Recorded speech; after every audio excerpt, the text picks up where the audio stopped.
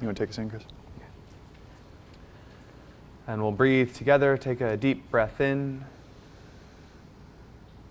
and a slow breath out.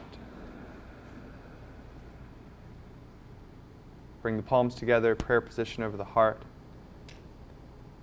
And allow yourself to come into a way of being that will support the rest of this day.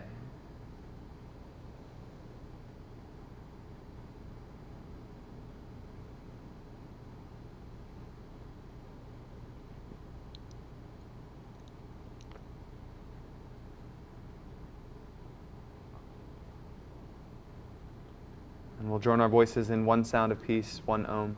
Take a deep breath in.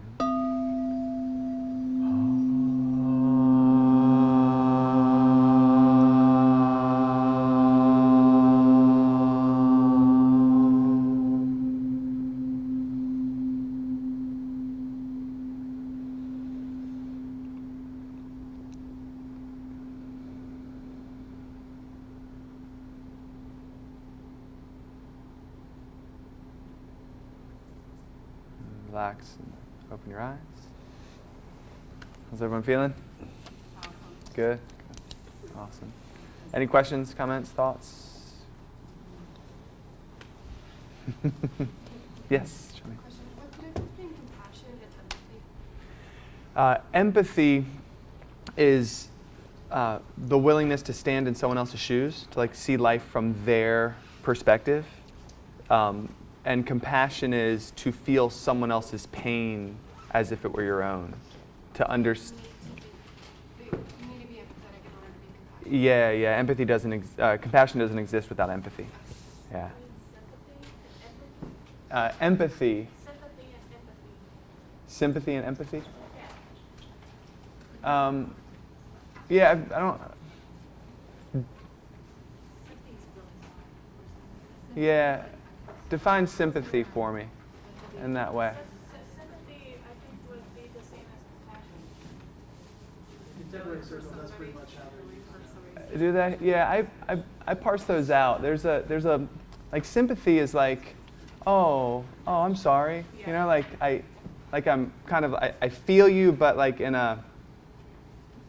But there's not a. Sympathy is an acknowledgement of someone else's suffering. An acknowledgement, but compassion takes it to now I not only feel your pain, but I want to help in some way.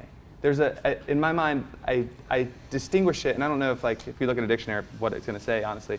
So this is just for me, just so you know, like it could be total bullshit. Like compassion is that next level of like beyond sympathy, beyond empathy, that actually there's something actionable behind it that you want to do to help somebody, you know, versus like sympathy is like, oh, sorry about that. Love for others. More pity. Yeah, there's something like, yeah. Mm-hmm. So it's still like all in the realm of you, which is so cool as like a human experience to be able to like put yourself in someone else's shoes, to see life from their perspective, to feel the pain that they've felt. And it is born from understanding your own life and your own history, because you recognize, that's why the work that we do is so important, because the work that we do allows us to recognize that, oh man, everyone has pain, everyone's got suffering, and if it happened in my life and I can see someone else, it happening in someone else's, knowing the difficulty that you went through, what's like spawns from that is the desire to help alleviate that in any way possible.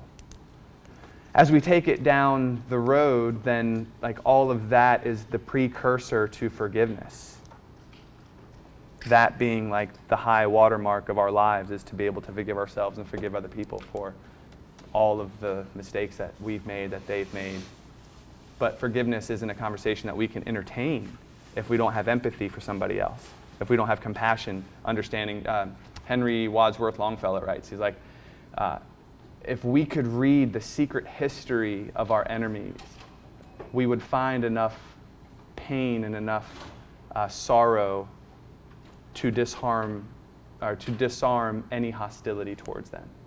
And that's the reality of it, is like, man, when I recognize like the life that I've lived, and I recognize the struggle that everyone else is going through, then like for my dad, like I have to understand where he's coming from so that I can forgive him for his actions, But if I'm not willing to stand in his shoes and see where he's coming from, there's no way I'm ever going to be able to forgive him for his actions, because I'm not ever going to be able to see his perspective. You guys catch? Like, that's why empathy is so important initially, because of what it leads to potentially.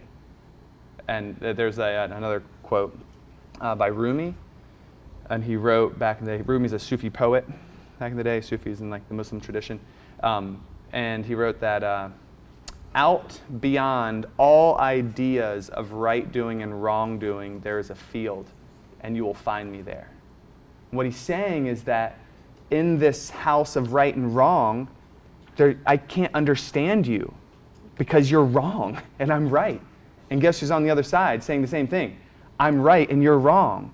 And all of a sudden, if I'm just holding our stances of right and wrong, then there's no understanding, because I'm not trying to understand. Without understanding, there's not going to be any empathy, because I can't stand in your shoes, because I don't want to stand in your shoes, because you're wrong. Why would I ever do that?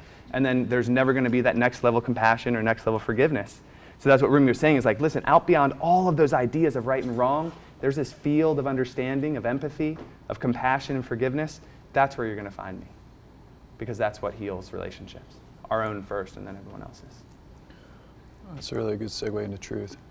I should dive right in. Let's do it. All right, let's open up our manuals. We're going to jump in to spiritual principles. It should be that section that's right before anatomy.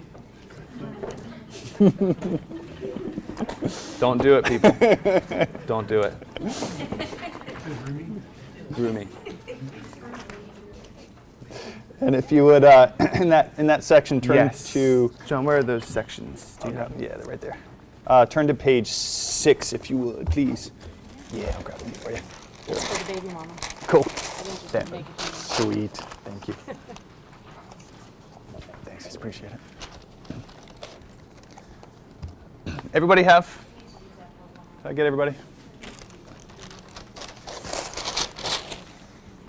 So we're going to read it, then have a journal. Yeah. Yeah, let's do it. Okay, so Satya, truth, practicing truthfulness. To one established in truthfulness, actions and their results become subservient. Yoga Sutra. To find harmony and true balance in our lives. Everyone on the same page? This is page 6 of that section. That should be behind class composition principles.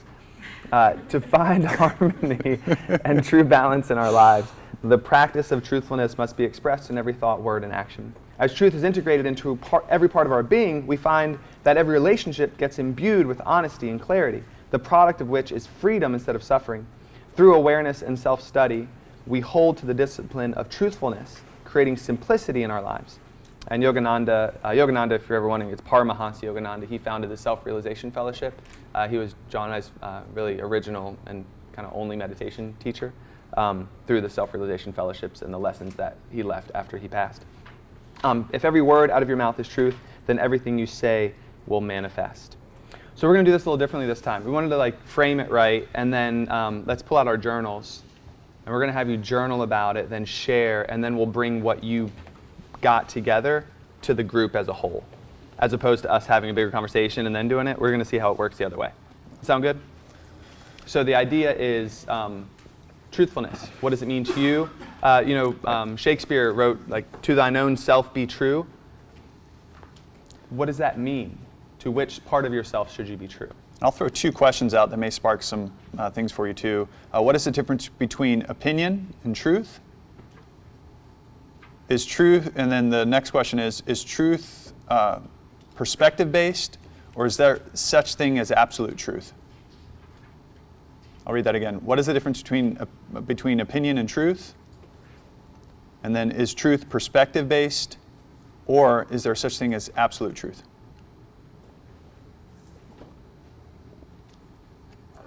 The best way to journal with this is maybe not answer those questions directly. You can if you want to, but pull it into your life experiences and relate it to what's going on in your life right now. Okay?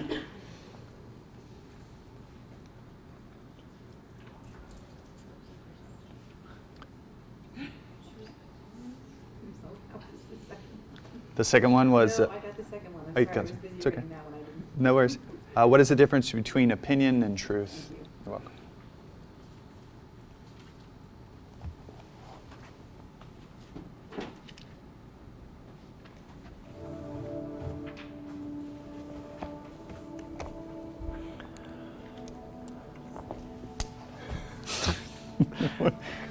Yes.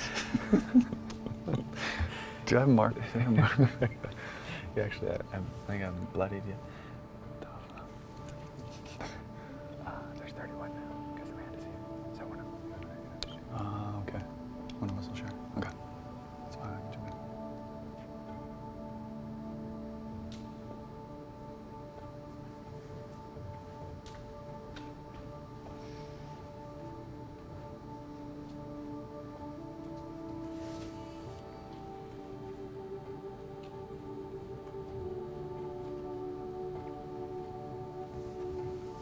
Did you get a timer?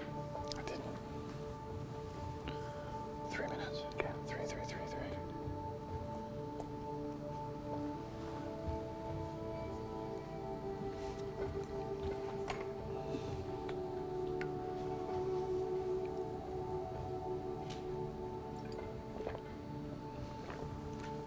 We can get through 4. I think so. There's only 4, right? Yeah, we just have 4. Yeah. We can get through it.